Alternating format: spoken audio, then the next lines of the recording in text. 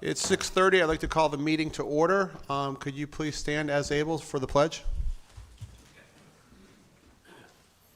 I pledge allegiance to the flag of the United States of America and to the republic for which it stands, one nation, under God, indivisible, with liberty and justice for all. All right, you may be seated. We're going to take the agenda slightly out of order. We're going to move the training. Our attorney tells me that needs to be part of the meeting, but I would like to move that to the end so we don't delay our other business. And there's folks in the room specifically for those items. So and we will we'll move reports down to later as well. But I would like to ask for a motion. I did notice in the minutes of the meeting that Ms. Hoisington was not marked as present, and I think she certainly was present, and we showed that the votes were 7-0. So I'd like to have that amended to add Ms. Hoisington. You were present, correct? Anything else on the... Chair, I have two. Go ahead.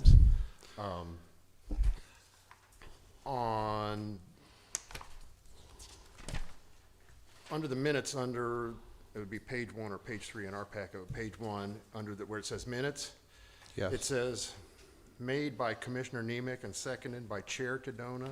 I just caught that. Replace it with Chair Tadona with Commissioner Tadona in that one. Correct. And members listed present was 6, and it was 7 present because Hoisington was here. Mm-hmm. And then on almost the very last item on page 6 or page 8 in the packet, where it says motion to recommend approval, resolution number 2026-001R, crab cakes on the lake, conditional use permit with amending to 4 operating days. We need to change that and clarify. It should state amended to allow up to 4 operating days per week, not amending to 4 operating days per week. Okay. I have no other changes. Okay. Okay, are there any other amendments? All right, can I have a motion would you like to make a motion I'll make a motion to approve the minutes for planning and zoning Tuesday, February 3rd, for January 6th, 2026, as amended? as amended. Second. Motion second. Any comments? All in favor? Aye. Aye. Any opposed? Mr. Chair, I just resent your wanting to deprive the public of listening to my voice for half an hour of training and trying to get to their business instead of listening to me, because that just seems like a real insult to your... Well, we're building the I'm joking. we're building the anticipation. Oh, to be totally honest with you, last time we had this meeting, we closed the meeting and then we had the training. That's the only reason why we're questioning it. No, I was joking. Oh, okay. Well, it's like show business. You always leave the audience wanting more, so they're going to have to wait for the main act. All right, so we will start with the presentations. I believe item 1 and item 2 are going to be presented together by staff. Good evening, that's correct. Kurt Henschel, Planning and Development Services Director.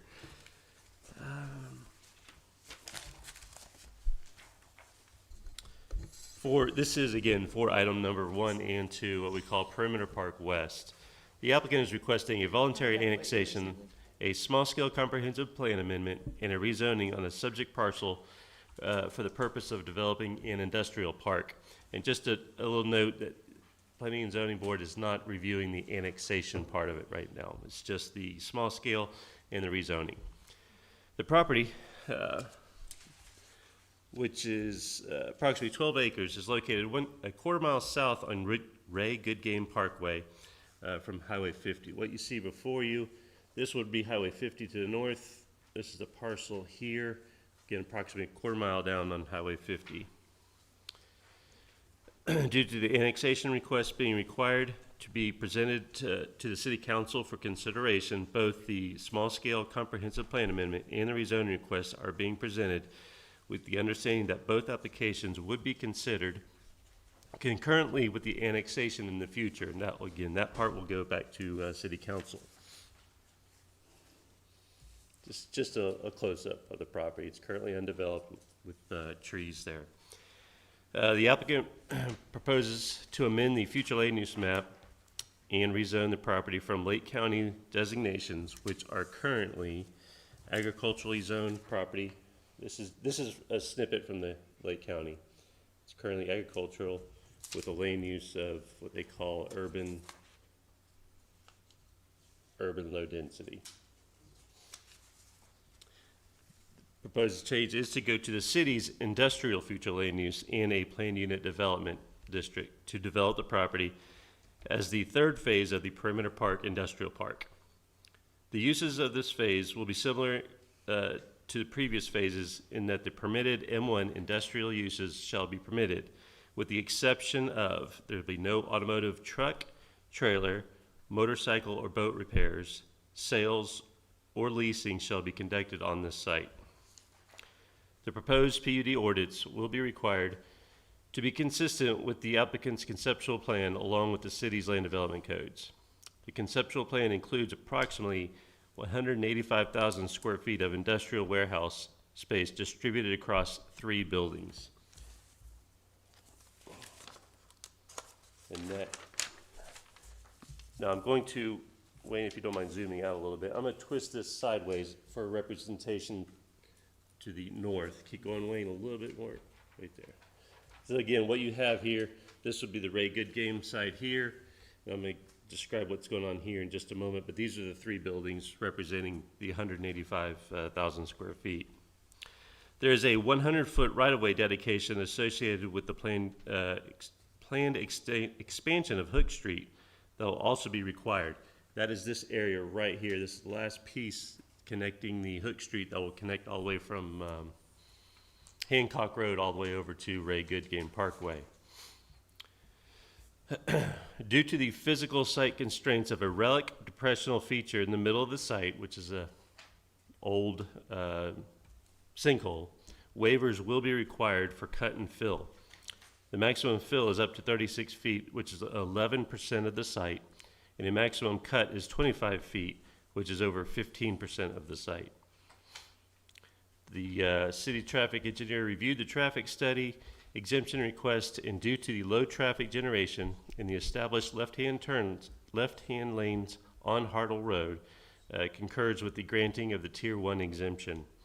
The Hartle Road in that area has already been improved. There's already curb cuts and turn lanes, which show up. Go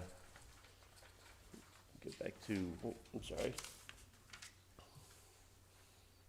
Zoom in just a little bit, Wayne. All this right here has already been improved in the past with the previous expansion of, this is the phase 1 and 2 here. This would be phase 3. But all this has been improved already. The change in the future land use to the city's industrial category does not propose a conflict between the existing uses and land uses within the area. The proposed future land use is consistent with the city's comprehensive plan and its goals, objectives, and policies.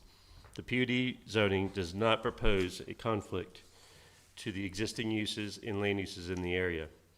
The proposed use is compatible with the adjoining properties as required by the comprehensive plan. Therefore, staff does recommend approval of ordinance 2026-004 and ordinance 2026-005. And that is staff's report.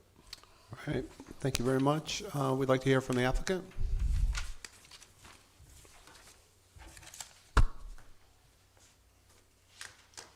Good evening, Chair and board members. My name is Rebecca Wilson, 215 North Eola Drive, here on behalf of the applicant. We agree with the staff's recommendation and the conditions of approval, and we have our whole team here to answer any questions that you all may have. Thank you very much. Is there anyone from the public who would like to make comment? All right, I will bring it back to the commission for questions. We'll start at my far left, Commissioner Tadona. Thank you, Chair. So we could bundle the 2 of these together, correct? Yes. All right, let me do this as quickly Well, as... well, they have to be passed as, they're voted Understood, but I as 2 could talk separate about- items. I could talk about both? Yes, they were presented as, Yes. as Okay. both. All right, can you do me a favor and pass that down? I'm just of an opinion that anything that happens in Clermont should require some sort of a third-party traffic study. As someone who has worked in a warehouse at Kennedy Airport, it was 300,000 square feet. I have an idea how warehouses make money. Let me go back to this first one. What I'm passing out to you is some pictures from Google Maps. Google Maps dated 2017, Google Maps dated 2021, 2023, and 2025. So maybe back in the day, Phase 1 and Phase 2 were great ideas. I just have a problem with Phase 3, because if you start looking at how that area was developed, started to develop 2020, 2017, 21, 23, 25, that area, in my opinion, is just overly developed and absolutely saturated. And we're going to try to fit in 183,000 square feet of warehouse, plus 166 cars, and not to jump ahead, we've got another agenda item with another 25 homes and another 100 cars in an absolute bottleneck known as Ray Goodgame Parkway and Hartle Road. So I definitely have a problem with that. I spoke to a couple of DOT folks. They share my concerns in addition to 50 West, the left-hand turning lane being just, at times, it's not going to be continual, but nobody can guarantee me or tell me anything that it's never going to happen, that you're going to have trucks backed up in that left turn lane, you're going to have trucks backed up on 50 eastbound, the right turn lane. There's no guarantee that we're not going to have trucks on Ray Goodgame trying to park into this facility. So there's all kinds of different ways that this can back up onto Ray Goodgame. There's also school buses that do pickups and deliveries. So we've got kids, school buses in that area stopping, which I did speak to a coworker who lives on Hartle Road, and it's already a nightmare with the kids and the school buses because it backs up traffic unbelievably. Not too sure what we're warehousing, not too sure hours of operation, not too sure if a 53-footer is going to sit in that parking lot with a twin-screw tractor. Are we bringing in reefers? What are we, is it hazmat, explosives? Again, as somebody who's made money at Kennedy Airport, these warehouses are probably, in order to make money, your dock doors need to be open, you need to be full, you need to be running stuff, you're either consolidating, cross-docking, distributing, or storage, but in order to turn a profit, you're gonna have to keep this very, very active. So those are my concerns. Again, it goes back to the pictures. You've got an area that is absolutely saturated, and currently, Ray Goodgame dumps out onto a dirt road. It's not even connected yet into John Lake or Lake Road. So that nightmare just winds up getting funneled into more residential areas once that goes through. Just bear with me one second. Because all we wind up doing is rerouting traffic here. We don't do anything with traffic, it just gets rerouted. I did have one little coarse comment saying that, a lemonade stand probably put up in Clermont needs a traffic survey because we are beyond anything just like this working. So I probably have a little bit more of a deep dive, but I know we're in a press for time, so thank you, Mr. Chair. Commissioner, can I just ask, are these from Google? They are from Google Maps. They are also from Lake County GIS, Google Earth. Yeah, so if you go onto Google Earth, it'll give you the archive dates. Yes, sir. Ms. Wilson, do you object to these being a part of the record? I do not object to Okay. those being All right. part of the record. I guess the only question I had is we would just want to know who it was that you spoke to at the DOT so we can follow up with them with any concerns. I can provide you his email Okay, address. thank you. Sure. Well, and so that's a part of the training is that, you know, you as a commission are able to do your own investigations, speak to certain people. We passed the resolution to enable you to do that, but it's only allowed if you disclose the sources, the names on the record, so that the applicant has the benefit of also cross-examining or talking to them and that kind of thing. So that's important. That's fine. I mean, I have the email on my phone. If you want, I'll email it to you. I'll forward it to you. It his has to be reply. disclosed at the hearing, Okay, just all right, so you know. sorry about that. Thanks. Commissioner May. Thank you.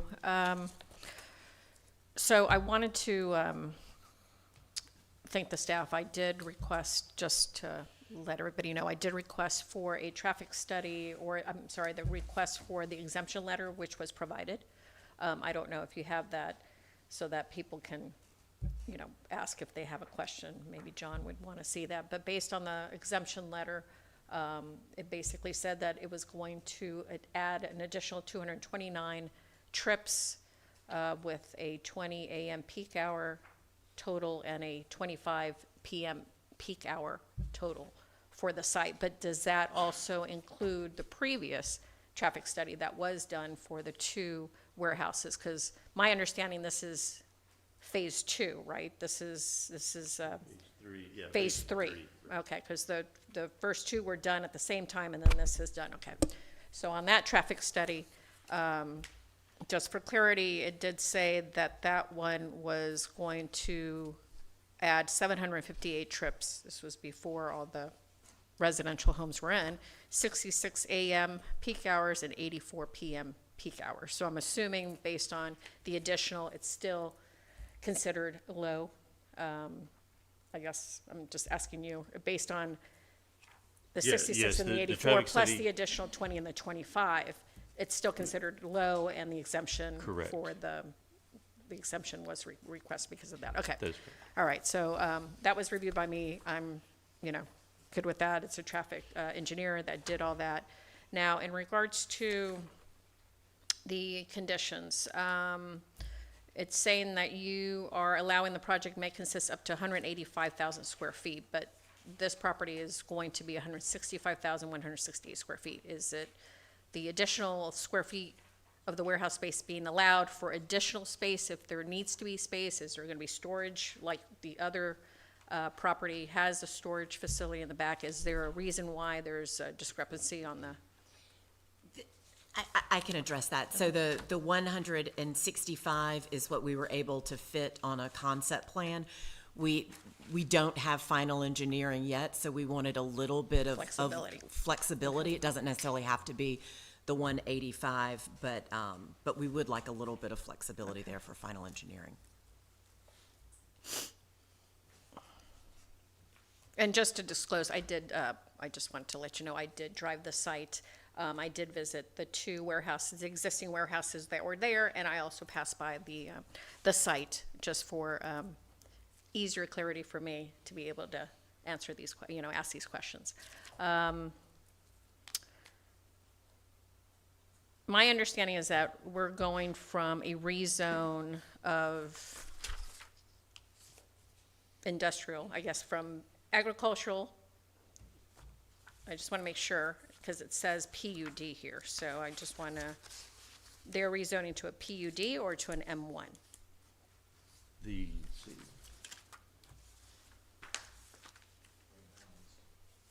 Because you keep saying industrial, but I'm assuming it's a PUD with industrial use. That's what the previous one is, so yes, they have, so currently in the county, it's agricultural, Right? and the request is to go to PUD, yes, in the city. Okay. With the M1. With the industrial, M1 yes, designation, okay, I just wanted to get clarity on that, not just going strictly to industrial, M1 industrial, but it's a PUD Correct. with the M1 industrial use. The previous site had conditions, so we just mirrored that PUD to this one. This Okay. one's being added to it, so that's what's happening. Perfect, okay. Do you answer the question about the fill? We, did not know that there was a, I guess, a sinkhole, so that satisfies that question that I had on that, for the reason behind that. There was a condition, I know there's a condition for habitat, but there is no condition for, it says an environmental assessment addressing habitat and species shall be submitted to the city. How come there is no tree survey, even though the site is completely filled with trees? That will be forthcoming yet. Okay, will that be a condition that we can add? You could add, you could request that Okay, information, so sure. that would be a condition that I would like Yeah. to add.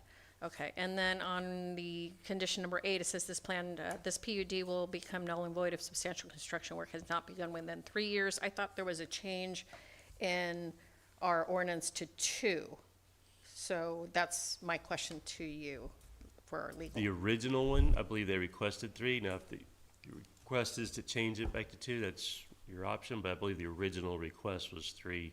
They've met the criteria because they've built the buildings already. Right, so you're saying what original request Again, this is an add-on to that original PUD. of the 2020? Right, that's what I'm getting at. That one originally had a 3, so I think we were just mirroring it, Mm-hmm. but But now that want- we're down to 2 years, I think that Right. that needs to be changed down to 2 to mirror what's existing right now. that's fine. And just wanted to Well, point that I'm out to saying that- everybody. Okay, oh, I apologize. Okay, so you answered the 185. Sign ordinance, is this a typical sign ordinance? Is this part of the sign ordinance for every type of commercial, or is this specific just for this?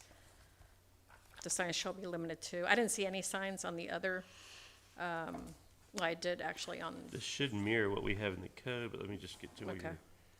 That's just a question. I wasn't able to check. I had time to check. It's not anything above and beyond what I see here.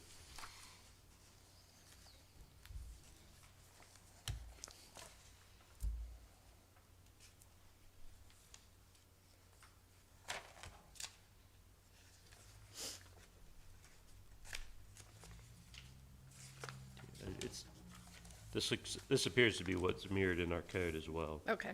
So was there any updates to that sign code now that are different than back in 2020? I do not see any amendments to this now. Okay. So I just want to make sure that anything that has changed or has been updated from the 2020 to now Understand. kind of also gets changed in the, but other than that, I had a question on number 4. Fiber optic conduits and pull boxes may be required to be installed by the developer, and the utility easement to extend the city's fiber optic. The city will reimburse the developer at 100% for all costs. Is that a typical standard for all developments? That's just for me to understand. That's been ongoing for many years, actually, we put in here. Should we want to pull conduit or pull our wire, the conduit will be there. That was. But it's is a it saving. typical that we reimburse the developer? Yes, Okay. that is very, yes. That's just, wanted to ask that question. And then on number 6, 100-foot right-of-way for Hook Street, you described that that's going to happen. Yeah, I don't think I have any other questions on this. And, the only thing that I when it comes to industrial, and I know that they're gonna continue their phase from phase 1, 2, and 3, but I get kind of weary on properties that go from agricultural to a low density to an industrial, especially since, due to live local can be allowed on this property if, and I believe that they are going to build because it appears that they have a very successful industrial business here. However, if this property, just to let everybody know, if this was rezoned and they didn't do the industrial and it was sold, live local can be done on this, because live local can only be built on properties that are non-residential. So I just wanted to make that comment on that. I was hoping that it could have been a better mixed use, but I understand that this is a phase 3, so I am good with this project going forward, so I have no further questions. Thank you. Commissioner Nemec? Yes, question to staff. Right now, the property belongs to Lake County. Well, it doesn't belong to Lake County, it's in Lake County's jurisdiction, if that's what you mean. Who owns the property, Kurt? Yeah. It's not Lake County. We have it, my client has it under contract. Okay, and right now Sorry. it's city property, correct? No, City it's not Clermont? city property. Well, that was my question. Who owns the property, the It's city or owned, the it's owned county? privately. It is not owned by the city nor the county. It is in the Interesting. jurisdiction of the county. Interesting. Thank you. No other questions? All right, Commissioner Kramer. Thank you, Chair. If this site was developed to maximum intensity allowed under the industrial designation, Kurt, would the comprehensive plan still consider that outcome compatible with the surrounding uses? They go full out? Oh, yeah, they have, the surrounding uses are to the west is industrial, southwest is industrial, now to the north there is high-density residential, Thank you. yeah. If this property were sold or developed in phases, do all the PUD conditions run with the land or and remain enforceable? Yes, they would. Okay.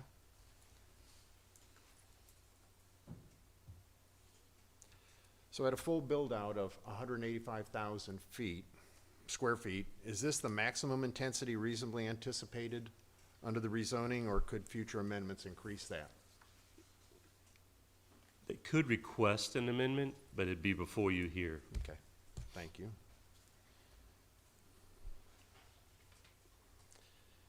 And I think Commissioner may have got through what I needed with this, but just want to make sure, given the Tier 1 traffic exemption, what recourse does the city have if actual traffic volumes exceed expectations? In other words, what do we do if this is a little higher than we thought? I'm sorry, if they do, is that what you're? Yeah. So what recourse does the city have if actual traffic volumes exceed projections? I think that's what some of our commissioners are most worried about, is the traffic volume in that area. If there's a concern about that, you could put a condition in the PUD. It may look to our attorney to maybe draft something there, but, Well, I mean, the short answer is nothing right now, right? Yeah. I mean, the question is, what do you do if it ends up being really successful and there's more cars and trucks? As it stands, the ordinance before you, nothing can be done. Okay. Thank you, Chair. I have no more questions. All right, Commissioner Hoisington. Thank you, Mr. Chair. Majority of my questions have been asked. Thank you, fellow commissioners. You mentioned something about a sinkhole. Could you talk about that a little bit more? yes, it's kind of hard to see, but right here is a large depressional area. That was we'll call it an old sinkhole. You can see it's very old because there's a lot of mature trees growing up through it. But that is something they have to work with, and that's why they're requesting the cut and fill on the parcel. Are we concerned with, since that is a sinkhole, with additional building in that area, how it's going to impact the other land areas? And I asked that question based on when roads just open up, and it's because there's been so much building going on. Are we worried about any other sinkholes opening up in the area with additional building here with one existing sinkhole? Well, anyone can foresee where the others will happen, but they have to do a lot of work, geotechnical work on this site when they go to fill it to make sure the site is stable. So there's a lot of work that will go into this.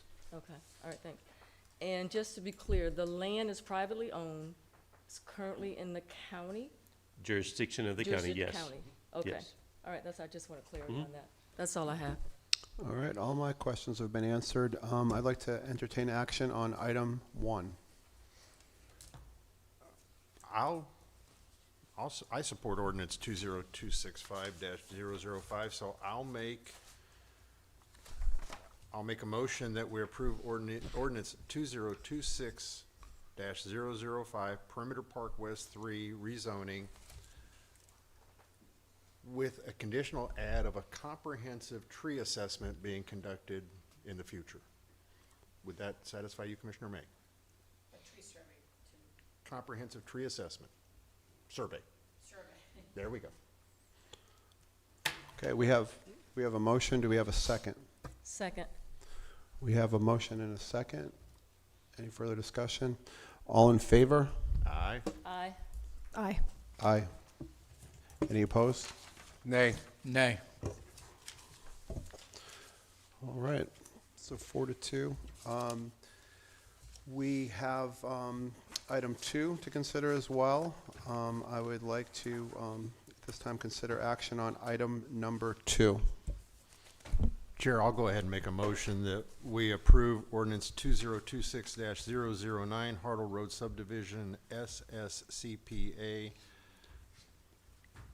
Chairman, I believe there's we have to go back to item 1, which is actually ordinance 2026-004. That was the first one that, I don't think we voted on that one yet, or you voted on that We're one. moving along too fast. Yeah, So we've The already motion appro- was for 005, so Right. either you can reconsider, and maybe you intended to do it as 004. I made a mistake. All right, Okay.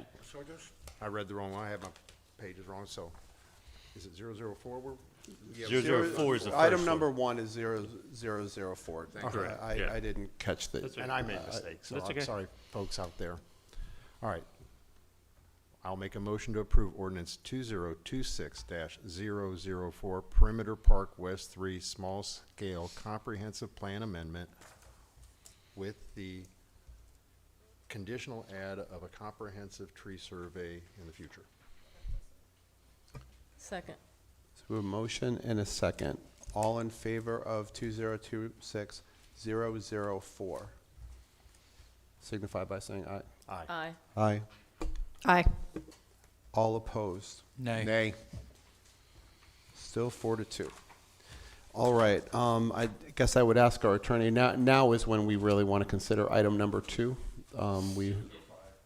If you wish. I'll go, since we've already had the. I think for good form, I think it was misspoken, so I think we should go through the process for that. So do we have a motion for 2026-005? I'll make a motion for agenda item ordinance 2026-005, Perimeter Park West 3 rezoning to approve. Second. We have a motion and a second. All in favor? Aye. Aye. Did you add the tree survey on that one as well? No, not on the second one. Yeah, because the conditions are on the second. Would you like to, If you look at the, With the condition of adding the comprehensive tree survey. He just added it. we have a motion with the tree survey. Do we have a second? Second. All in favor? Aye. aye. Aye. All opposed? Nay. Nay. All right, that takes care of item 1 and 2. We'll now have item 3 and 4 presented together.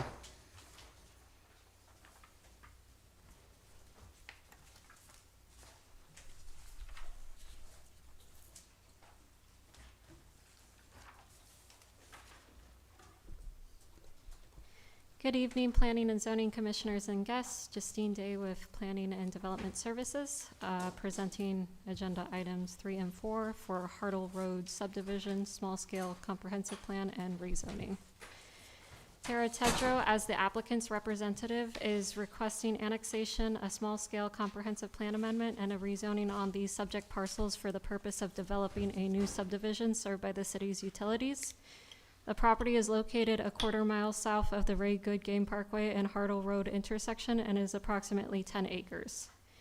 Due to annexation requests being required to be presented to the City Council for consideration, both the small-scale comprehensive plan amendment and rezoning requests are being presented, with the understanding that both applications would be considered concurrently with the annexation request in the near future. The property is undeveloped and surrounded by properties consisting of existing residential development with lower density located on the north and east side of the subject parcel that then transitions to higher density residential subdivision to the south. The applicant is proposing to amend the future land use map and rezone the property from Lake County's designations to the city's low density residential category and R2 medium density residential district.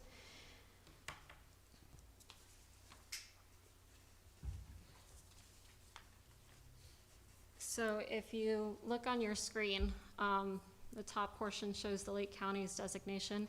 This one has split future land use category within the county. So on the left-hand side is that regional office, and the right-hand side is that urban low. And the map below that is the city's low-density future land use category that they're proposing. And then the top map on this page is going to be the Lake County zoning, which is currently agricultural. And the bottom map shows that R2 medium density residential with the city that they are proposing. The proposed density is estimated to be at 2.4 dwelling units per acre for a potential of 25 single-family residential dwelling units. No variances to the city code are being requested, as the applicant is willing to comply with the city codes in order to develop the property.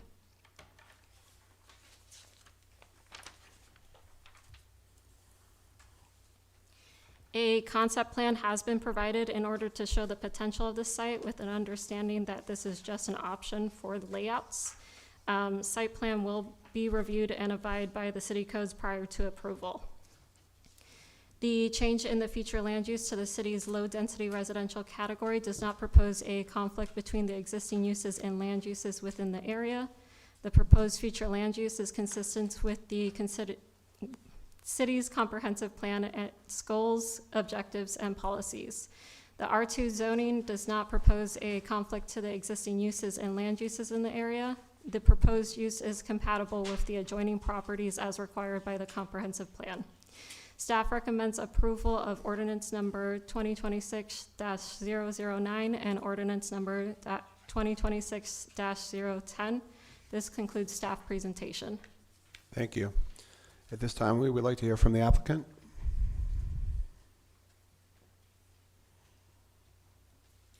Good evening, Rebecca Wilson, 215 North Eola Drive, here on behalf of the applicant.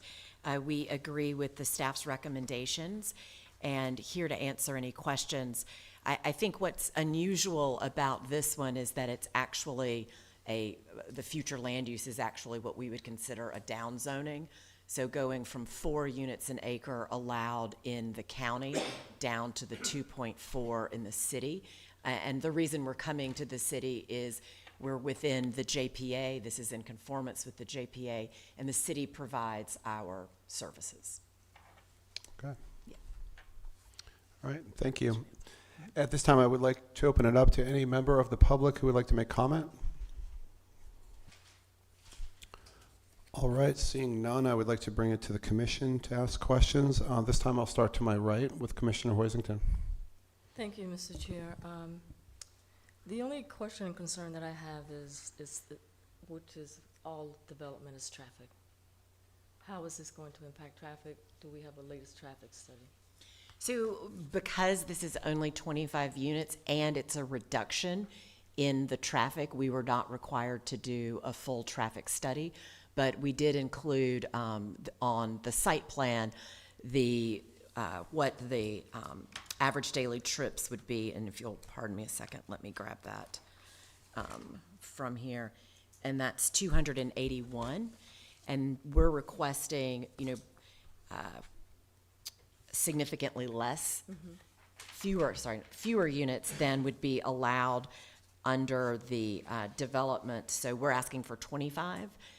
And if this was developed under the county, then it would be up to 40 units. So there would be more trips if we were developing in accordance with that. Okay, all right, thank you. Commissioner Kramer? Thank you, Chairman. This is for staff. If we approve this rezoning, are there going to be expectations for similar residential entitlements along the Hartle Road corridor? Are we seeing more of this coming? I'm going to defer to Kurt for that one. That's fine. There's not many parcels this size out there. I mean, this is a very small, you can see they're only putting 25 lots on it. Does it set a precedence? It's hard to say that. Anyone that has vacant property has the ability to develop the property. So will it spark anything else? Nothing that's not already out there that someone's already thinking about developing. I don't know if that answers your question or not, but Well, no, I'm actually zooming out and looking at the undeveloped property in that area, and that was my concern, so. yeah.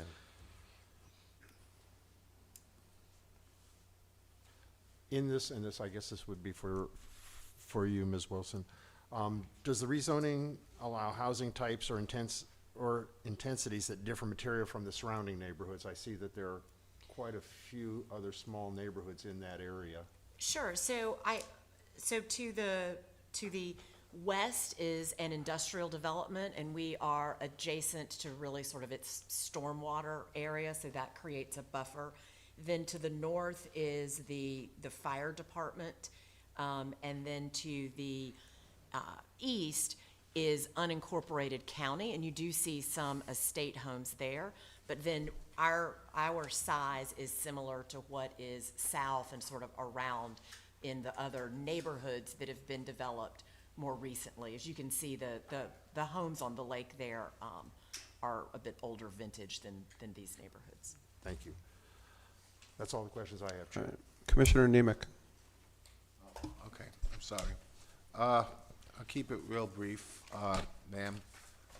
What's the largest size parcel? I can't, first of all, thank you for this, staff. I appreciate it. I can read this. This, I can't read. So, could I ask the applicant the largest size lot you have? So I just want to be, in fairness, this is a concept plan. You're not going more than 25 dwellings, correct? Correct. Okay. And you don't know what the largest size would I can- approximately would be? Well, I think we could divide 2.4 by 10. Well, I'm sorry, I'm just not, well, all see, of I'm these trying to size see can on change. this right here. Some say 60, some, I don't know if that's a 6 or 4 or, that's why I'm just trying to ask you. since it's 9,000 square feet. Lot size, all right, the width of a lot size. Oh, the width? Yes. That's listed, and it is. I can't in- see, that's why I'm asking you. Oh, ma'am. okay, 75 feet, and that's consistent with your R2. And the smallest? That is the smallest. 75 feet is your Okay, no, minimum. listen, if that's what you're telling me, I like it. Thank you.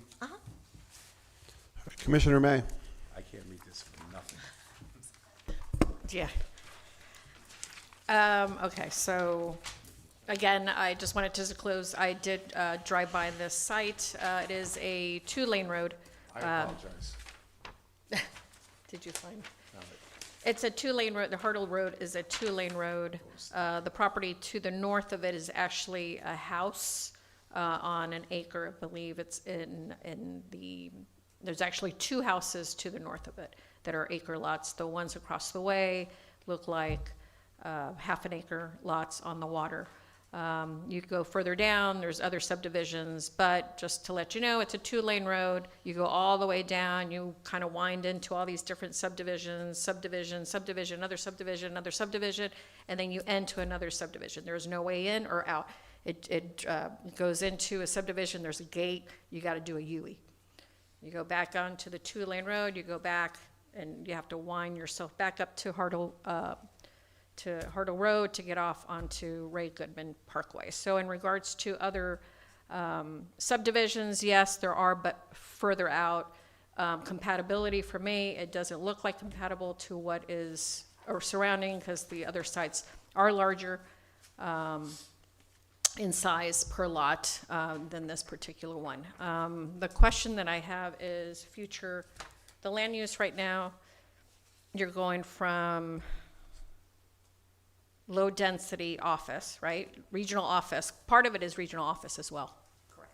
Okay. Regional office and urban low.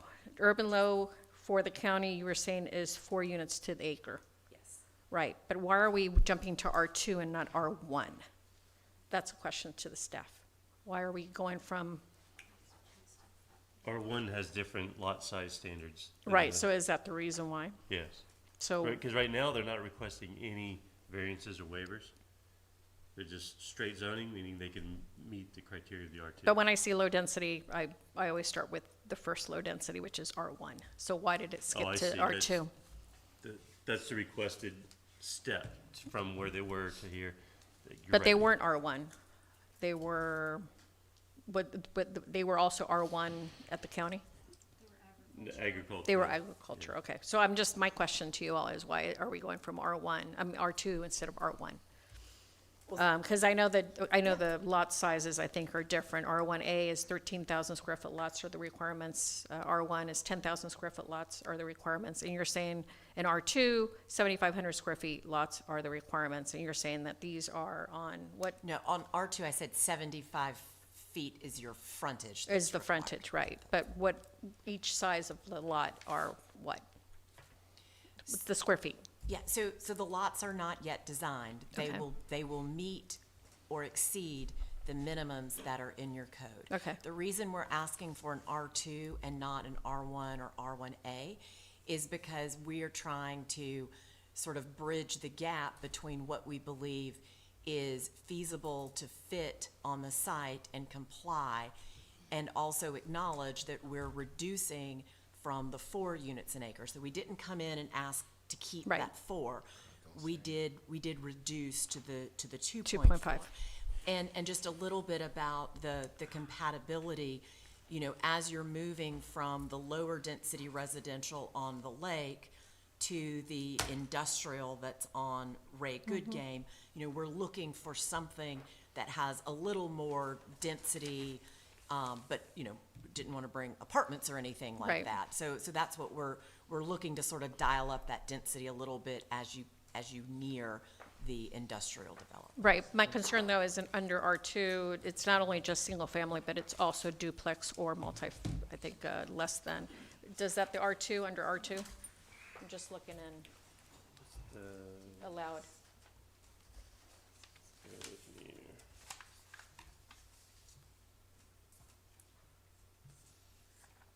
Low density doesn't allow, R2 the lane use is what would prohibit R2 that. districts as follows: single-family, number 1; number 2, two-family dwelling units having a minimum of 700 square feet; number 3, building structures or uses maintained or I'm just going by the ordinance here, permitted uses, R2. Home occupation as provided, private docks and boathouses if applicable. But, you know, I saw number 1, single-family homes, and number 2 is two-family dwelling units having 700 square feet.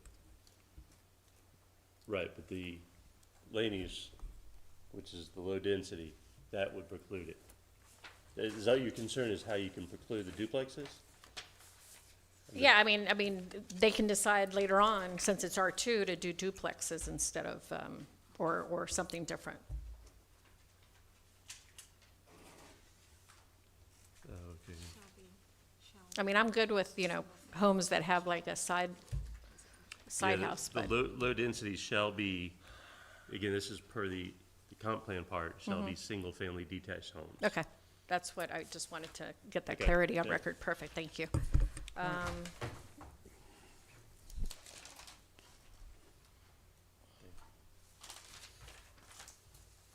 The other issue is, again, tons of trees on this property. I don't see a tree survey. You know, I'm the tree person here. Tree survey, I don't see a landscaping plan. I mean, I don't see any.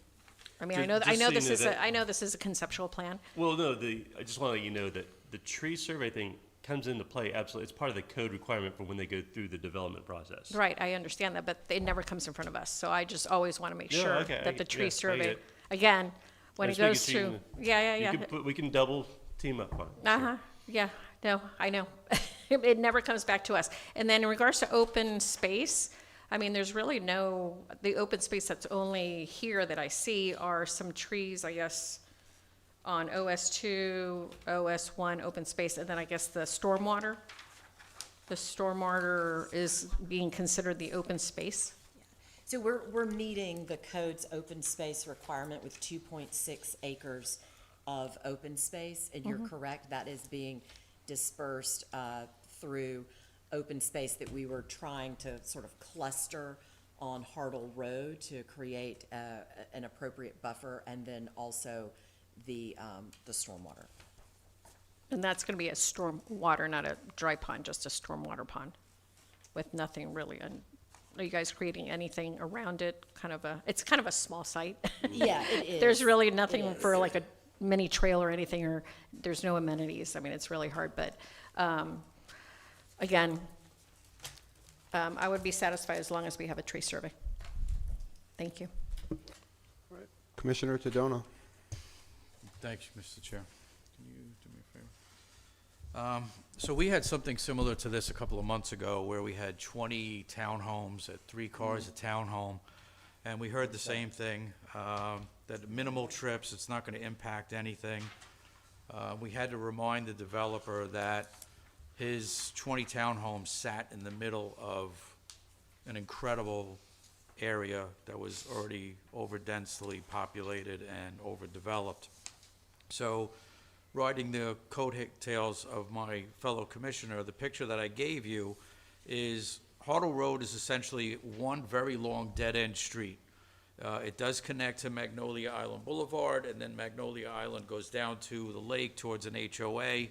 There is nothing that connects to Friendship, Lost Lake, Johns Lake. It's essentially one lane in, one lane out. And we're looking at the potential of another 50 to 150 cars right at the opening of Hartle, which if the industrial center gets approved, all of that is going to converge right in that bottleneck that I identified before. So again, I'm not too sure, in addition to tree studies and stuff like that, why we don't insist on some sort of a traffic study in an area like this that is just overdeveloped and saturated.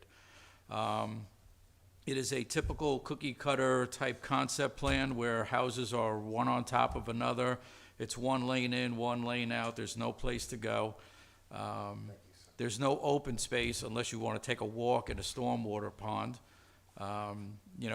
Plots 6 and 7, which are odd spaced, would be a great place to put an open space or some sort of a park, because now we've got that open space and it's walkable. I brought up a point about how trees have health advantages to people when at another meeting. So I don't understand why we don't insist on stuff like that. Again, it's not the amount of homes, and thank you for going from 4 to 2. It's still the potential of 150 cars on a one-way street, one way in, one way out, dumping onto another road that already can't handle the existing traffic. Thank you, Mr. Chair. Thank you. Any other questions from commissioners? If I may, just a quick one. Ma'am? Yes. I had to get a magnifying glass, so I apologize about my eyesight. All right, I'm just looking, when I asked for lot size, because I noticed that you have a 53-foot, 50, and a 56, and a 63 and a 60. So when you get a updated conceptual plan, they're all going to be 75 feet straight across the front of the house?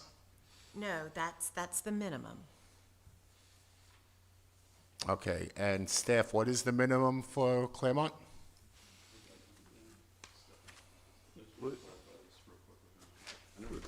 Is it 65 or 75? Are you looking at the radiuses? I'm looking at the That's- front of the okay. house. Well, but you also have to know that there's radiuses. I in some of the- understand that. So the code for Clermont is 75 feet at the building setback line. Thank you.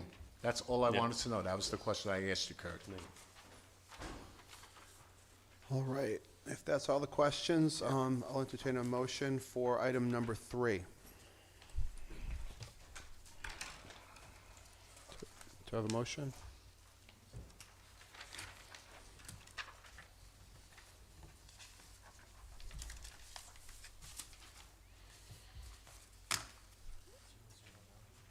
Yes, 009. Chair, I'll make a recommendation to approve ordinance 2026-009 Hartle Road subdivision SSCPA. And Commissioner May, did you want anything included for trees in that? That a tree survey is required. And that a tree survey will be required. Okay, we have a motion. Do we have a second? Second. All right, we have a motion and a second. All in favor? Aye. Aye. All opposed? Nay. All right, 4-2, that passes. Thank you very much. All right, at this time, we will go to the two items at the... Oh, I'm sorry. I'm just jumping the gun. We missed the whole item number 4. All right, why don't we do item number 4 now, which is ordinance number 2026-010. Is there a motion for item number 4? Chair, I'll make a motion to recommend approval of ordinance 2026-010 Hartle Road subdivision rezoning with the recommendation that we do a comprehensive tree study. Okay, we have a motion. Is there a second? Second. We have a motion and a second. All in favor? Aye. Aye. Aye. All opposed? Nay. 4-2. Thank you. All right, we will now move on to our training session for the Planning and Zoning Commission, which will be part of our meeting, and then the final agenda item will be reports.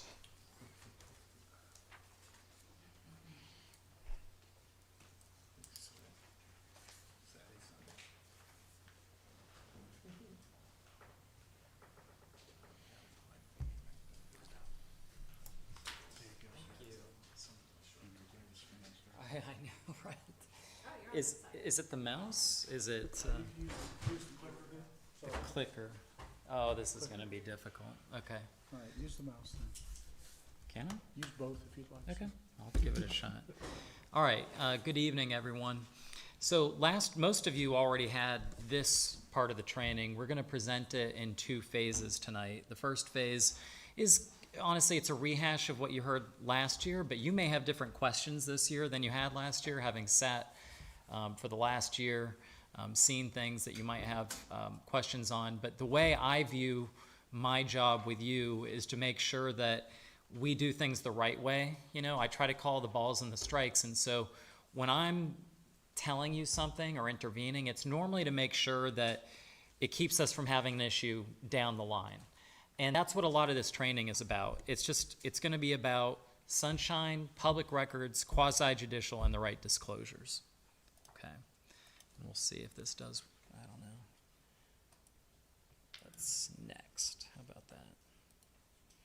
Yeah, and as an overview, a couple planning points, talk about the applicable law, and we'll get into some of the meetings. All right, so broad view, of course. In Florida, we all start, the Planning and Zoning Commission exists for one reason, which is that back in the 70s, they passed a statute. And so pretty much all local governments have to have a board like yours. Now, they take different shapes. They don't all just make recommendations. They don't all, sometimes in some cities, when you make a recommendation, they have to have a supermajority to override it. I'm sure some of you would be interested in that. And so they take different shapes and sizes, but our Planning and Zoning Commission does some things that others don't do as well. The very bare minimum of what you're supposed to do is deal with comp plan amendments. That's what you were originally supposed to do. And of course, the main reason why they created the comprehensive plan statute back in the 70s is that in a lot of local governments, moneyed interests were kind of able to take advantage and ram things through with no notice, with no warning, without input from people like you, volunteers really, who are concerned about the community. And people were taking advantage of it. So the Florida legislature passed this statute, and the first thing it required, of course, is the local governments to create a long-term vision of what they saw for the city or the county, as may be the case. So what it talks about here, comprehensive plans are generally written after assessing needs and considering the best interests of the residents. You have, I don't know if it was passed out by Mr. Norris or someone else, but you know, there's going to be a very interactive process in the next few weeks about maybe changes to your comp plan, the zoning code, that kind of thing. There it is. And it uses a word I've never heard before, charrette. It's more sophisticated than I am. I'm from the streets. In any event, the idea is that in order for a city to come up with its comprehensive plan, it has to get input from as many different stakeholders and people as possible. And that's what the statute contemplates. Again, at a bare minimum, you have this statute that helps you identify factors that will shape the future development and create a blueprint for that development. For example, there has to be a transportation element. You can't just do away with that. Comp plans also identify hazards and threats for plan for mitigation and resiliency. They must protect property rights. That's something that has been more emphasized in the past few years in this legislature and this governor in particular. We're always supposed to be considering the property rights. You do continuously amend them, and that's, I think, all I have to say about that. If you look at your comprehensive plan as it exists, this was the table of contents. There are some things in here you don't see in comp plans in other cities. But the future land use chapter, I just took a quick excerpt of it. When you're looking at future land use map amendments, the big thing that you're being asked to do is this consistent with what you see in the comp plan document? Now, no one can charge you with complete knowledge of what that comp plan says all the time, but every now and then there will be something that appears in front of you that does not fit your comprehensive plan. In fact, that happened to me recently. I serve as a special magistrate in Citrus County, and they asked me to preside over whether or not a developer should be able to put a sand mine in. Now, sand mines are, like a lot of development, controversial, but like really controversial, because if you take 300 acres and you're putting a sand mine in, that could disrupt everyone's lives around it, especially if there isn't a proper screening, all that kind of stuff. So I had to make the recommendation to the county commission there. My only job was to determine whether or not it was consistent with the comprehensive plan. I'm only going to tell you this as an example. There were 4 things I had to think about that were in the comp plan that were relevant. One was, does it help a property owner satisfy their mineral rights? Well, a sand mine does do that, so it's consistent with that element. And then it checked the box 1, 2, 3, and then I realized at the end of the hearing there was only one expert witness, and I, like you, have to make decisions based on the evidence at the hearing. I can't just create evidence. And I realized the expert hadn't talked about the 4th element in the comp plan, which was, can it be returned to the state it was when the sand mine is done? So I asked the expert, I said, I just got a last question for you. Can this ever be returned to the way? And the expert goes, of course not. This is going to be a sand mine. I can't put trees, I was like, that makes my job easy. The whole time I thought I was going to find that it was consistent with the comp plan, but then based on the evidence, I had something that it wasn't. So I had to recommend to the county commission and it be denied. And then FDOT took the property and dug the sand out anyways. Although I will say this, on the first week, they lost a crane to the water that seeped up from the bottom that they didn't know about. So, all right. I really like this graph because I think it helps give you a visual of what's really going on every time we do anything in the city when it comes to development. Planning and zoning discretion pyramid. The comp plan is your irreducible minimum. That is the vision upon which everything else gets narrowed and constrained. So your zoning, whatever the zoning is dictated in part by the comprehensive plan. It can't go outside the bounds of the comprehensive plan. The subdivision and plats can't go outside of the zoning. The variances are dictated by the subdivision and plats, and so on, all the way up to the most specific use. Now, you are the front lines, because as you know, you really primarily deal with comprehensive plan and zoning. So you're at that most foundational level. And I've heard city council members say they want you to talk about the standards that you want to see. But your standards right now are really dictated by what's in that comp plan and what you think is appropriate with the zoning, as dictated by what you can think about when we talk about rezoning. So there's a couple elements, right? And we'll get to that. I talked to you last year about the origins of zoning law. I told you it started hundreds of years ago. I talked to you about how the public reacted poorly to a gunpowder mill in the middle of a neighborhood. And, you know, we have experienced similar things like that in the last year that I've been your city attorney, where people are trying to do something that seems really inconsistent with the neighboring uses. So that led over time to more and more zoning regulations.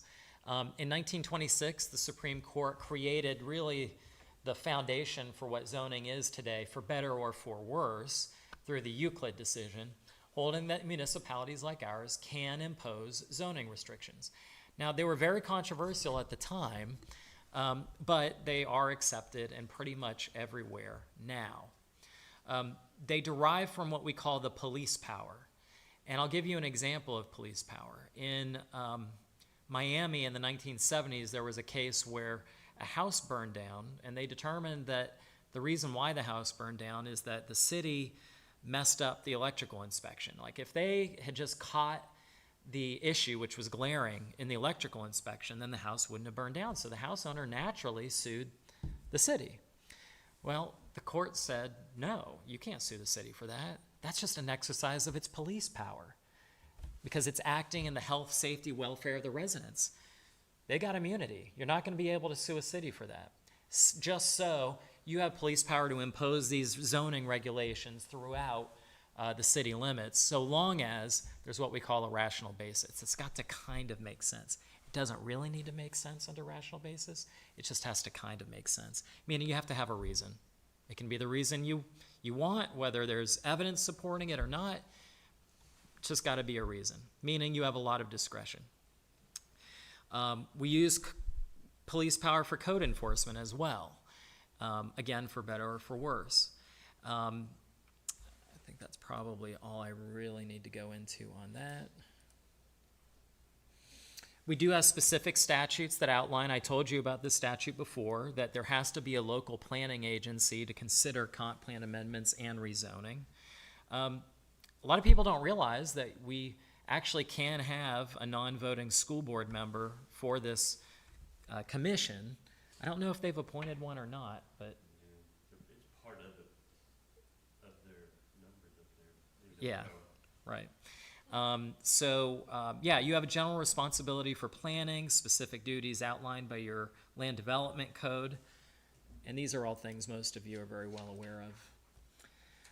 The relevant provisions of the charter, there's not actually a lot. If you look at section 62 of the charter, it just says the city council shall appoint a planning and zoning commission. Now, the city council is, of course, in a way, kind of your bosses. They have the power of appointment and removal. But that's the bare minimum of what it says. And really, I mean, it's very, very bare. So we actually have some discretion in what we do here. But the Clermont City Code goes into a little more detail. It talks, what is the purpose? It's to develop a code. Got to be consistent with the comprehensive plan in section 101-4. You have to have regular meetings. And then you're going to broadly use the rules of procedure 11th edition. Now, those are outdated, but the current rules are pretty consistent with the 11th edition, and that's what we try to follow.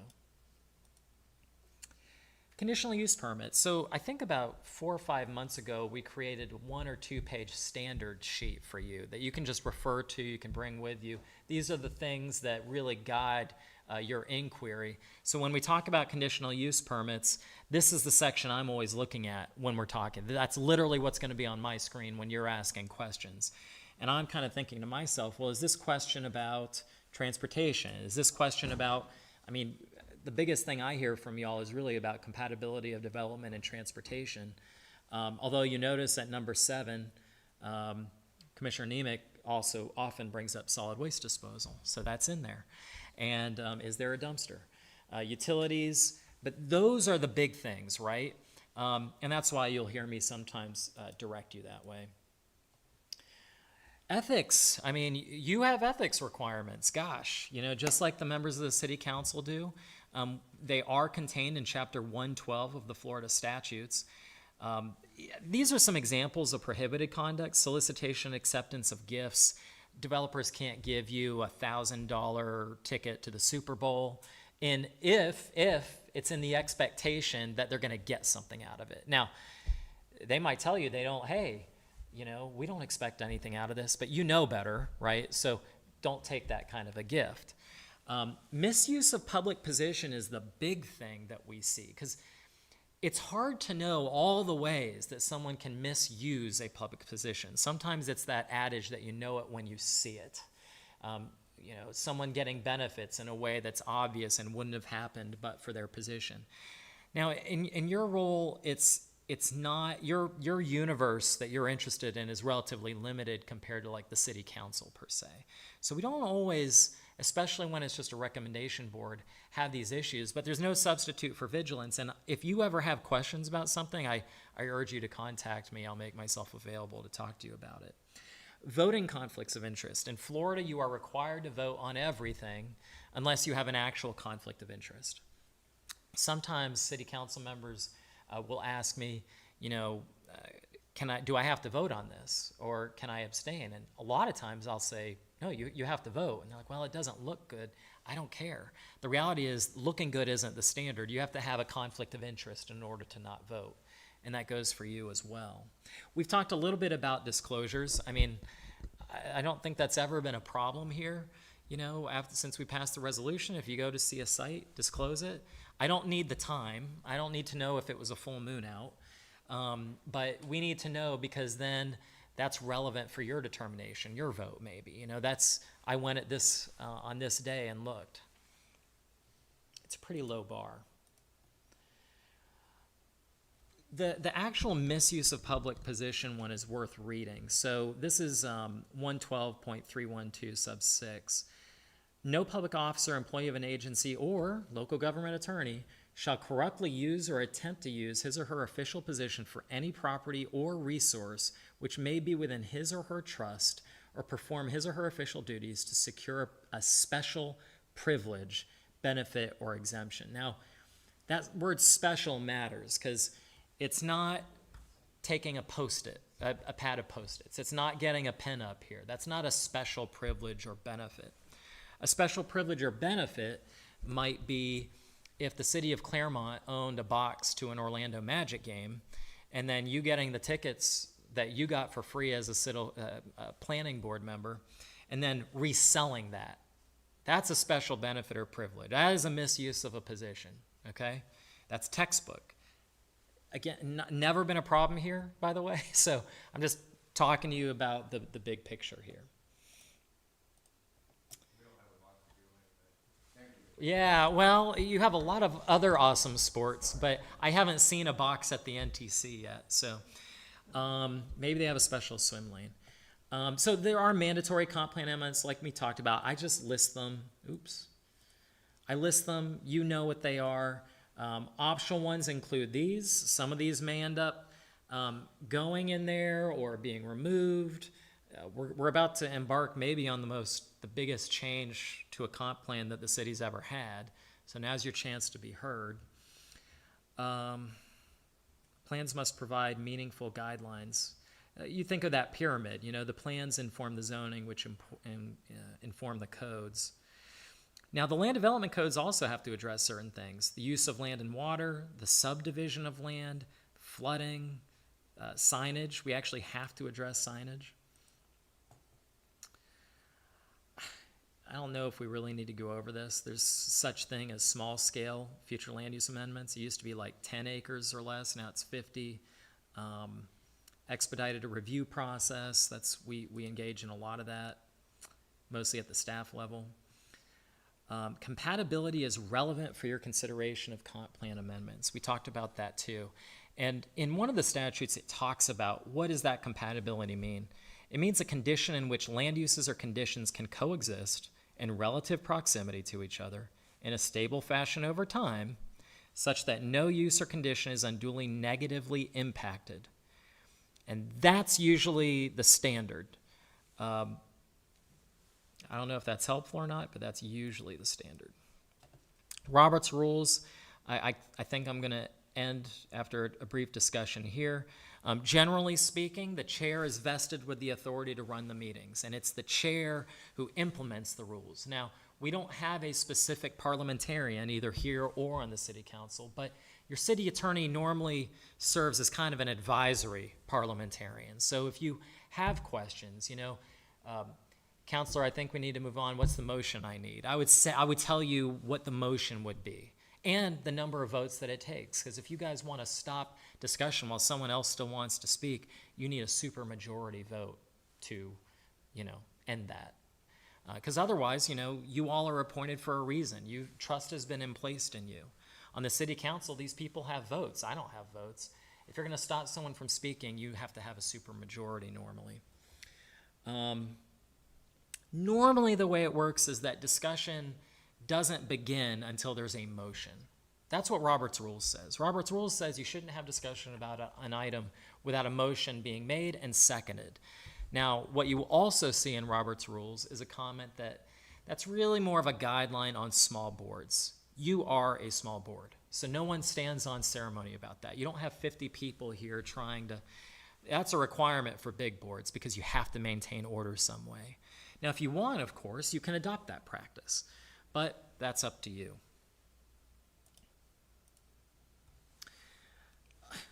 A lot of what you do is legislative in nature. When you talk about amending the comp plan, amending the land development code, and anytime we, staff or other people want to amend the land development code, it has to come to you for your recommendation.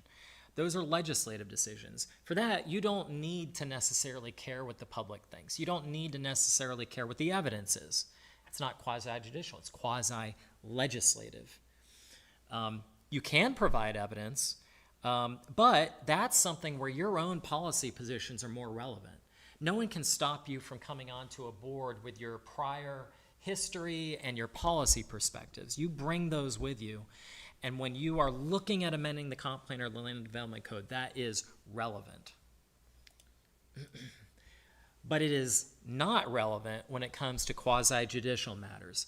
So very often when you're amending zoning or talking about conditional use permits, your decisions are not policy-based, they're evidence-based. They're what you find at the hearing. And that is what is difficult sometimes about traffic studies, for example. It's very rare that you see them. And would it be relevant for your determination? Most people think so. But you're constrained by the evidence that is before you. And so what that means is, frankly, have I ever seen a traffic study from a developer that didn't support what the developer wanted? I haven't. But that's why it's a hearing, because if someone's going to oppose it, they're going to have to find a way to either expose something wrong with the traffic study, have their own traffic study. It's those evidentiary guardrails that create the due process system that we have. So the point here, provide adequate notice consistent with due process. We do normally have 3 minutes for members of the public. The chair, or by motion, you all can, of course, grant more time to the person speaking. Evidence will always be presented, and those witnesses who come and testify can always be cross-examined, not just by you. I'll say this, in the past year, we have had very few, if any, truly contested hearings here. Like sometimes you all have questions, but it's very rare that another party comes in and is cross-examining. But you can have that. I think we will have that before long. Frankly, I've been shocked that we haven't had it. So when it happens that there's another party maybe challenging what a developer wants to do on the property, they're going to have the right, if they have standing, to cross-examine the witnesses. And then they also can cross-examine whoever the other side has. But we haven't had to deal with that yet. When I gave you the training a year ago, I really thought we would, but we haven't. I also meant, so you do have to weigh the evidence, right? It's up to you to figure out what the evidence is and make the findings. Is this consistent with the comp plan? Is this good? Do these conditions make sense? You have to weigh the evidence. Now, evidence also comes from staff. This is something that isn't often understood at city council or, planning commission meetings. What the staff does tell you is evidence. Part of that is that they are subject matter experts. But that's part of, sometimes all you hear is from staff, right? You'll always at least hear from staff. You wouldn't be able to vote on something if you had no evidence. So that's part of the point of why staff presents it, is because they're providing you the evidence. Things can be appealed. If someone doesn't like the decision that's made, they can do what's called a petition for writ of certiorari. In practice, that's not going to happen to you, really. They're going to wait for whatever the city council does. and then do a petition for writ of certiorari. We've had 2 of those in the last year. Both failed.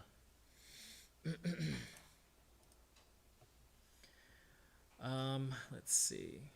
I talked to you last year about Jennings v. Dade County, where all evidence relied upon must be admissible. In a quasi-judicial hearing, it's not as formal, the rules of evidence, right? You actually can have hearsay be admissible in a quasi-judicial hearing. You're just not supposed to make final findings based on hearsay, but it could be relevant. The rules are a little relaxed for these types of hearings.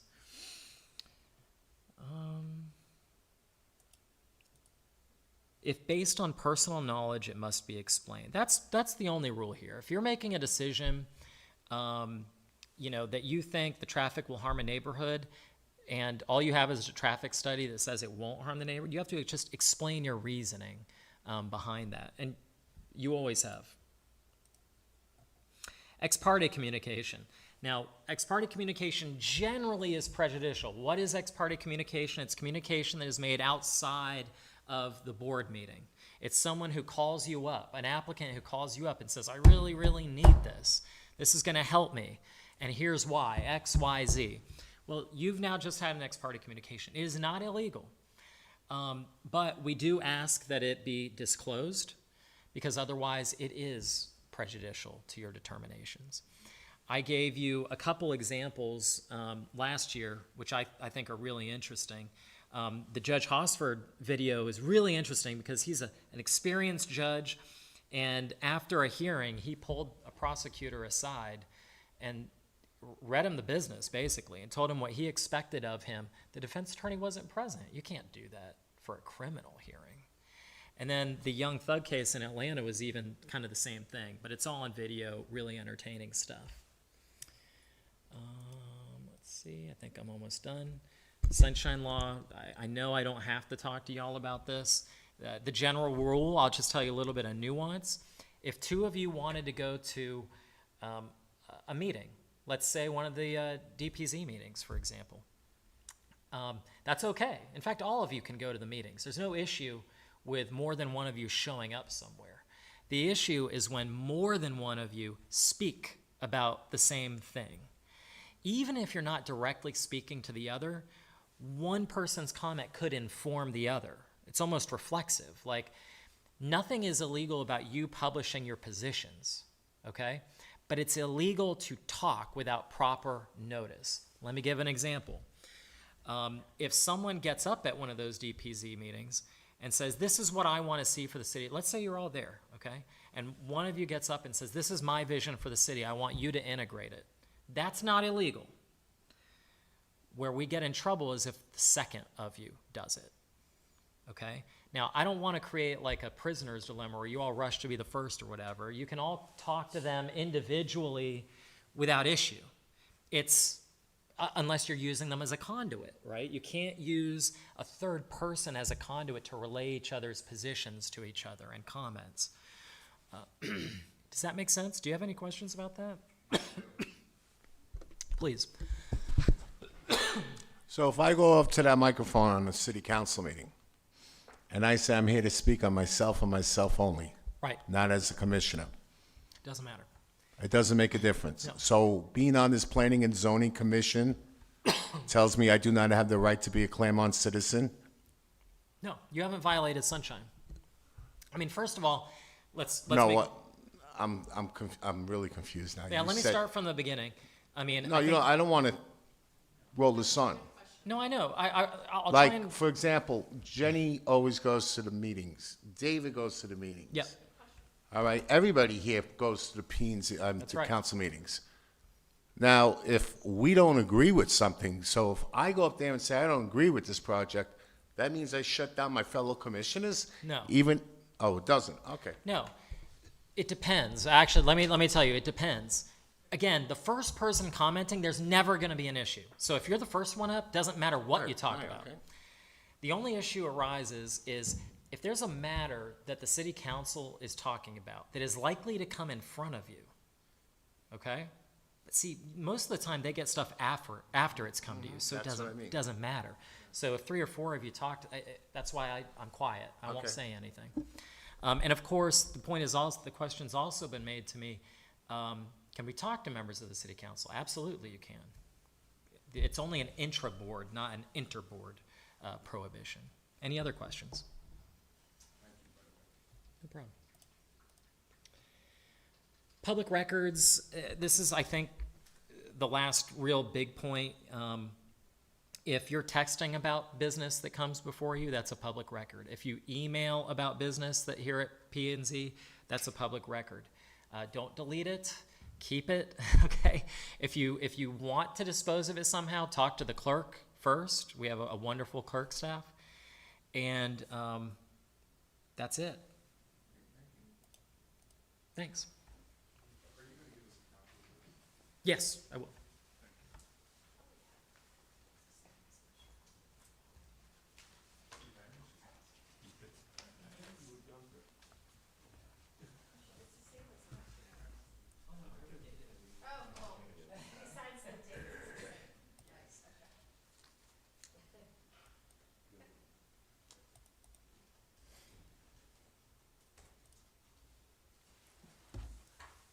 Thank you, sir. You're welcome, sir. Good evening, P&Z Commission. How are you tonight? Very good, thank you for asking. I'm going to try to make this fairly quick.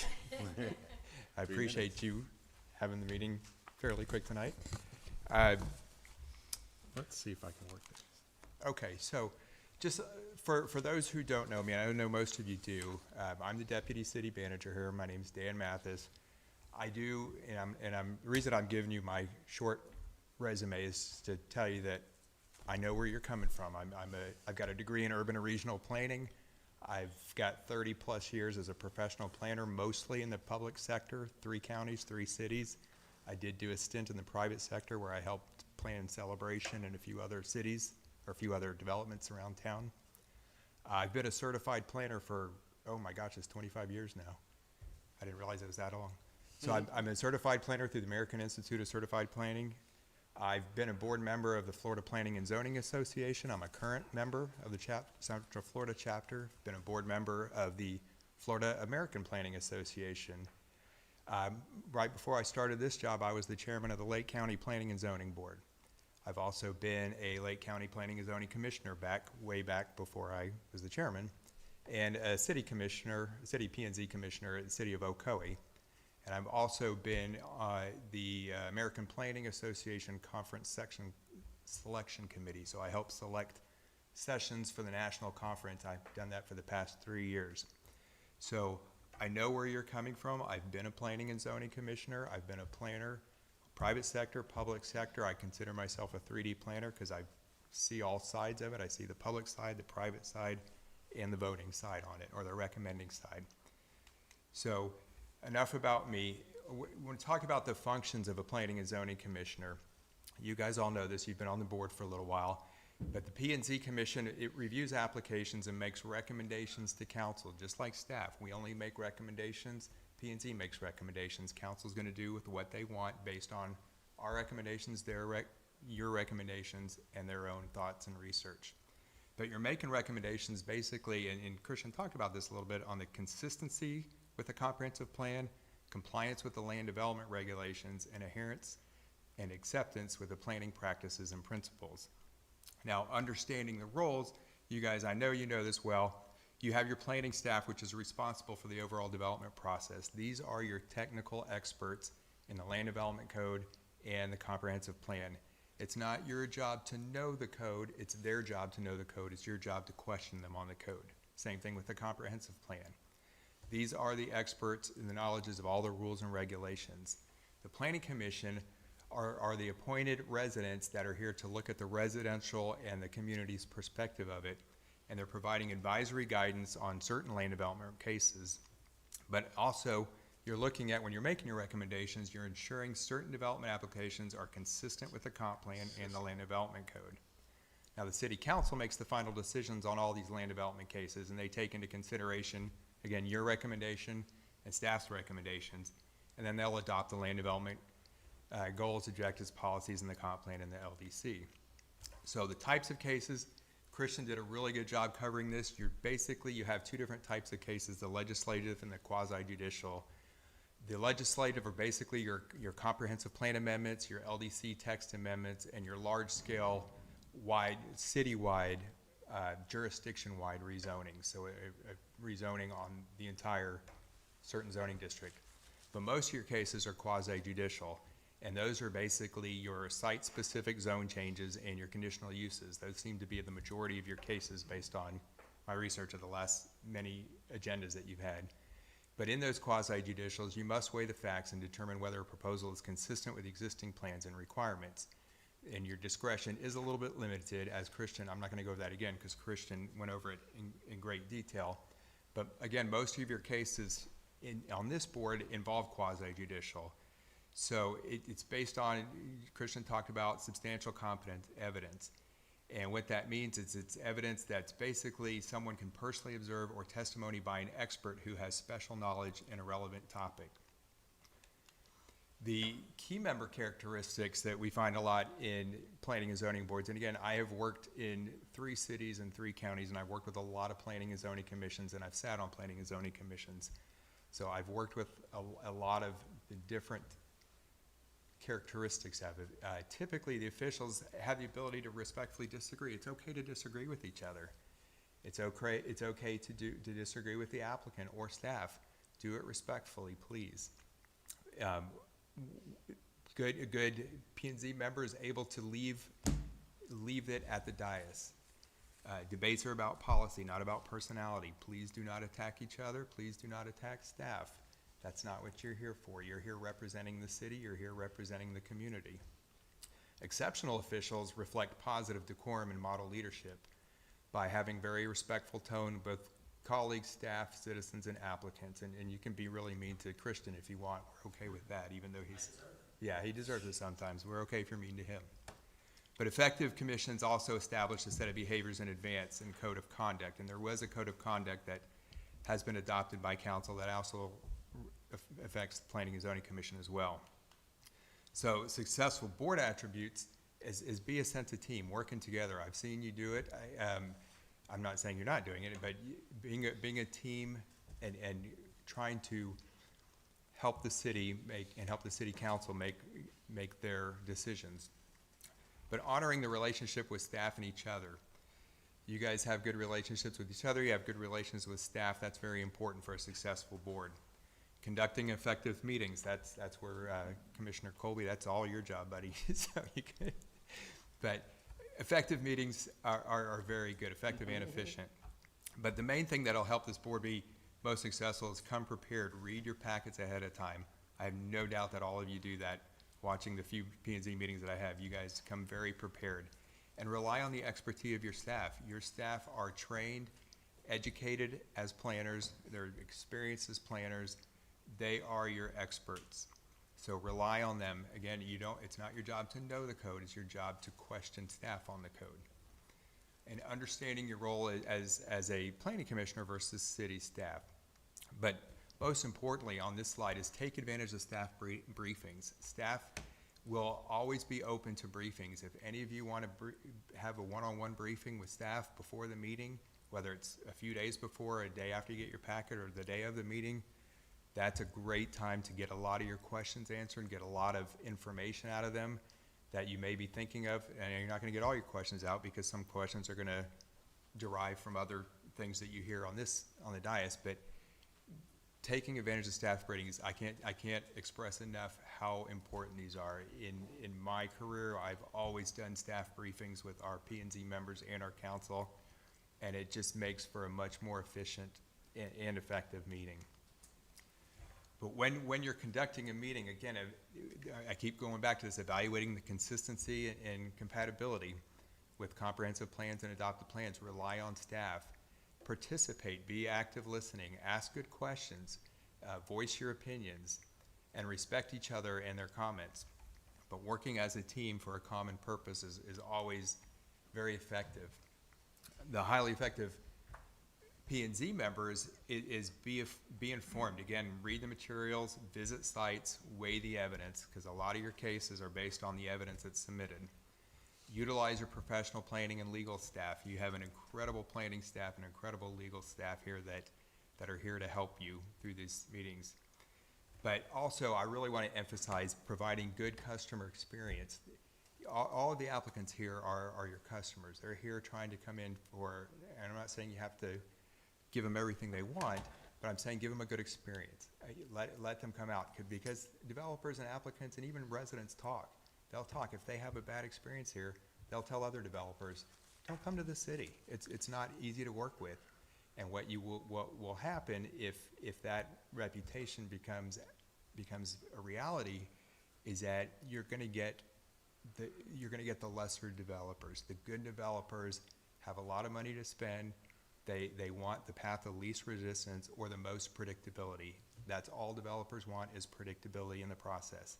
If they come into a planning and zoning or a council meeting and everything gets turned upside down, or they're added a bunch of extra conditions that put a lot of extra burden on them, they're gonna go somewhere else. And maybe you want some of them to go somewhere else. But I can tell you, I've worked in communities where previous planning departments, P&Z members and councils have chased away good developers, and it took us years to get the good ones back, and it was done by treating them right. Doesn't mean we give them what they want, it means we treat them right and we give them a good experience. But also remember that you are a role model here. You are representing the town of Clermont. You're representing the values set forth by the city managers, by the city council. So when you're out in public, be a good steward, be a good role model, speak for the community. You know, it's never good for, you know, city staff doesn't go out in the community and bash the city. We get fired for doing that, actually. That's against our policies if we're bashing council members or city businesses or things like that. People listen, people talk, so you are role models. You are appointed because council sees that you are a very vital part of this community, and so that's all we ask for, is just represent the city well, and we'll keep the good developers. We'll bring the good developers and keep the good developers. I'm super excited about this comp plan charrette coming up. And yes, charrette is actually a common word in the planning industry. It's a 4-day charrette.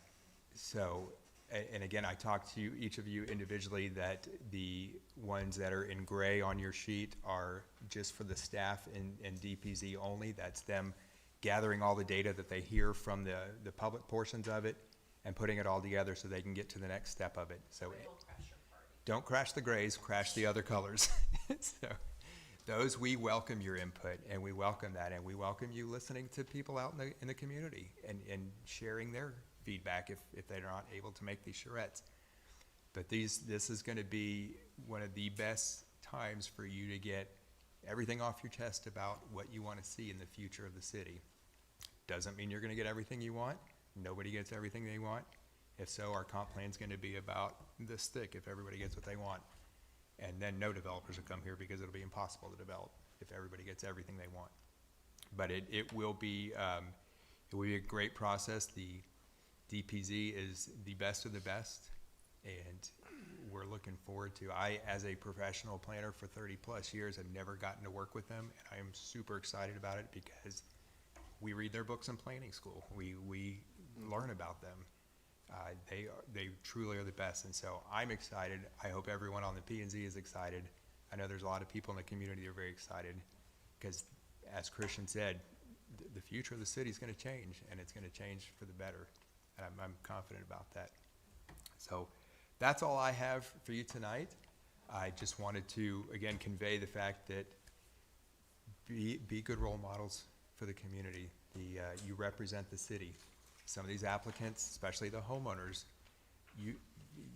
we're a monopoly. They don't have anywhere else to go. If they want something for their private property, they can't just say, well, I don't like the way you treated us, so we're going to go to another city. They can't. They own property here. They have to come here.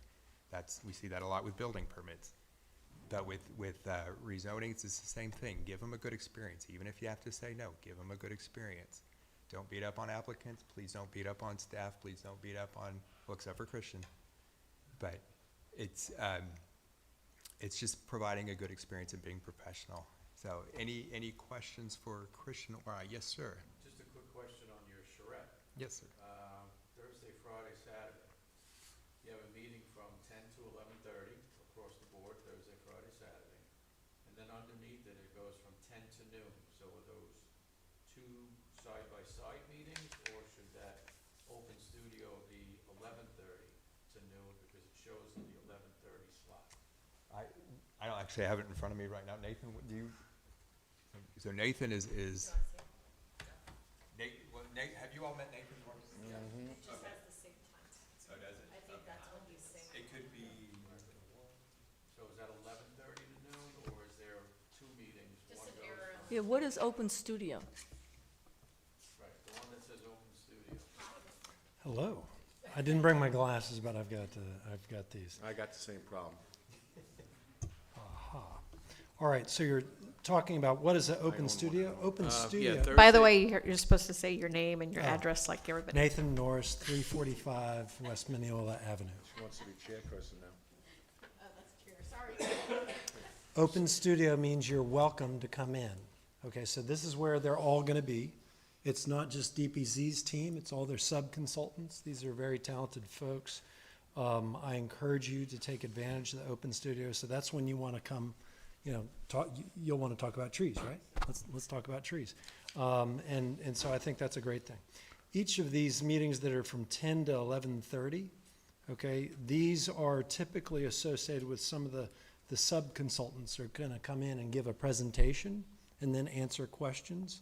These are the sorts of meetings, especially, well, you all have your different interests, but as an example, on Saturday from 10 to 11:30, that's actually going to be for people who are interested in what the market sort of desires. They're going to be talking about economic development in general, but stuff like that. But in the afternoon, I was going to suggest the fiscal productivity is going to include a guy by the name of Joe Minicozy, and he talks about the return on investment for the types of development we get to the city. And he talks about fiscal responsibility. There's some types of development that produce great wealth for the city, and there's other types that doesn't. But he's going to be one of the more interesting people that's going to be here. We're going to also have some other folks at these other things, but that's an opportunity to come in and meet. The gray areas are when they really want to get work done, so that's not the time to talk to them, so that's why they're grayed out. And then the opening presentations and the work in progress presentation, the closing presentation, that's where we really want to see a lot of people that you may know who really care about the community. So if you have a social media presence, that would be something to get people out. Because what we don't want is people say, well, I never heard about it, and nobody listens to me. This is their opportunity to be listened to. I will give you a quick preview. The opening presentation on that Thursday evening from 5:30 to 7 across the street is going to be about all the work that they've done to date. So they've been analyzing Clermont for a couple of months now. Wow. Okay, and so they're going to say, this is what we're seeing, this is what we want. They would absolutely love to hear from you, by the way, about your concerns, as Dan mentioned before. The work in progress is to say, hey, we're going to just put up the work that we've done. A lot of the work they do that makes them really special is they graphically represent ideas. So they just don't say, oh, we're going to change the zoning area. They will show illustrations of how it works. As an example, we already know some of the types of places that they're going to focus on. As we've talked about before, traffic is a big issue. All right, so one of the ways to reduce traffic is to try to prevent it from having to go on 50 or 27. And the way we can do that is we can try to transform places that are right next to 50 and 27 that prevent people from having to get on 50 or 27 because what they need is there. And those places are oftentimes what we associate with places where you hang out or where you, linger and not just shop, but it's the place you want to be. So we'll be looking at different areas. We'll also be looking at, there's been work along 50 about how to connect the north and south. That's something that we'll be looking at. I know we'll be looking at Lincoln Park in ways about, showing about how the future might work there. We've got, we'll be looking at the area in Wellness Way. There's one large site there that I know that they're going to focus on. So these are some of the examples. So there's going to be a lot of those. But if you're interested in how these ideas translate to physical design, that's where their expertise is. So if you know, and as an example, I remember talking this week with the team about the tree issue, because we've got the new landscape code, right? Well, if you're a typical developer, you're a normal citizen, you see the landscape code, how many different trees do they recommend? Like, more than I can even fathom making an intelligent decision. So one of the things that they're tasked with is, well, what would be sort of the default setting in these particular conditions? What if I'm in just a regular neighborhood area? What should we be looking at? If I'm in a more commercial Main Street area, what should we be looking at? And so that's an opportunity for us to make it easier for the development community, as you're talking about. You know, if they don't want to do what our vision is, then they can go somewhere else. But otherwise, we should make it easy for people to come in and do what you're concerned about. And so how do we make that simple? That can be put in this comprehensive plan. Any questions? At the risk of being a nudge. Yeah, no, let me add Go real ahead. quick. All of these are gonna be advertised, so you can speak all. Okay. So they will be advertised meetings. Go ahead. All my question was, if you look at Thursday, Friday, Saturday, under open studio, it says from 10 to noon, but it's in an 11:30 to 12 noon slot. So my question is, are there two concurrent meetings going on? Okay. Thank you for clarifying that. That's it. That means what they're gonna be doing is they're gonna have meetings in here where somebody's gonna be presenting, but you're still at the same time allowed to come in and talk to the other people, because a lot of people are still gonna be working. That's part of the charrette. The charrette means a small cart. If you don't know, it's a French term, and the professors would come and take all the work that the students had at the end of the semester. But the students would still be working when they put their project in the cart. So they jump in the cart and keep working. So they're gonna keep working while they've got somebody talking about transportation. And you're allowed to come in, so long as you're not too loud, you gotta keep the voice down and talk to them while the other meeting's going on. So that's when they want your input. All right, any other? Okay, it's gonna be fun. And the other thing that's happening is we will be having some meetings throughout the community. They're gonna be taking place starting, I think it's next Thursday maybe, or next Wednesday. It's gonna go on for about 6 days, maybe about 7 or 8 meetings. And I'll be pushing that out to y'all tomorrow, so that if you have people who say, hey, I want to know more about the comprehensive plan before they get here, or I want my voice to be heard, I'm going to be asking questions that will then be, the answers they give us will be then taken to DPZ before they get here, and I'll brief them on what we've heard. So if people want to be heard before they get here, that's great. Love to do that. Any other questions? Great, thanks.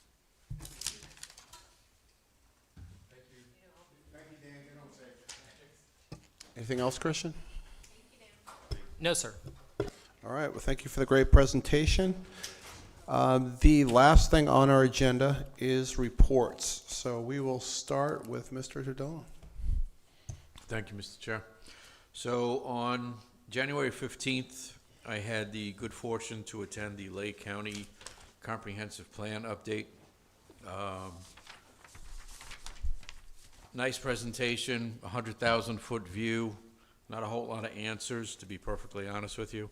One of the things that stuck out to some folks' dismay in the audience was that 1,549 survey responses came back mostly from students. So their concerns ranked with conservation, parks, nature, trails, and keeping Lake County rural. There were a couple of folks in the audience that were just like, you kind of needed to talk to us, people that own homes and pay bills. So something got in the back of my head, and I sent to the Clermont City Council and the Lake County Commissioners 5 peer-reviewed scholarly articles where studies were done that the more trees that we have equals more mental rest and focus for people. So in Europe, It's known as the 3-30-300 rule. So what is that? The 3-30-300 rule is basically that from any window of your house, you should be able to see 3 trees. You should live in a neighborhood with at least 30% canopy trees, and a canopy tree is at least 60 foot high. You should be within 300 meters, which is approximately 1,000 feet, of a small park or a small forest. And studies have shown that the Barcelona Institute of Global Health proved this rule through a study with more than 3,000 people aged 15 to 47. So really interesting that the more trees we keep and we bundle the trees, they create like this moment for us. So I sent them a synopsis of those scholarly articles and just some suggestions. Additionally, I always default back to my contacts at the Department of Transportation. These are absolutely incredible people. They have a site for proven safety countermeasures when it comes to pedestrians and cyclists.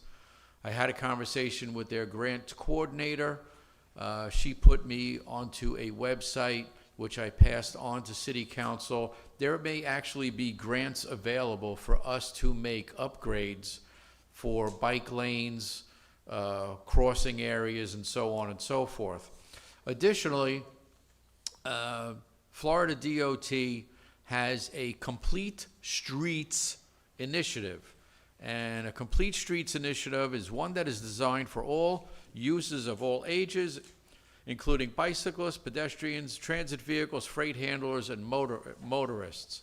So our District 5 coordinator, Mr. James L. Rodriguez, who I had another awesome conversation with, was basically, listen, anything that comes along and can impact a state road, I'm here to help you. We'll do a 3-mile radius of that project, see how it impacts you and the state. He's more than happy to talk to anybody to give additional information and clarification. Again, all of this sent to the City of Clermont and Lake County. In hindsight, Lake County is looking into the pending Lake Yale development, which is somewhere between 1,400 and 1,600 new homes, which equates to almost 6,000 vehicles on the 1 lane in, 1 lane out CR 452. So my timing couldn't have been more than perfect for them to initiate stuff like this, so we can get the developer to pay for the upgrades to roads. Thank you, Mr. Commissioner. Thank you. Commissioner May. I have no reports. Thank you. Commissioner Vinnie. I'd just like to thank staff for adhering to my long request on a larger conceptual plan. I had it, both of them at home, and I didn't have mine with mine. So when I had a question, I was a little curious where it went. Thank you to the staff. That's the end of my reports. Commissioner Kramer. I have no report out at this time, thank you. Commissioner Hoisington. No report, sir. All right, and I would just like to thank our council for the great presentation. We really appreciate your support and being here every week to support all the questions that we have. So with that, any other business? Do I have a motion to adjourn? I will make a motion to adjourn. In a second? Second. I'll second. All right, meeting adjourned.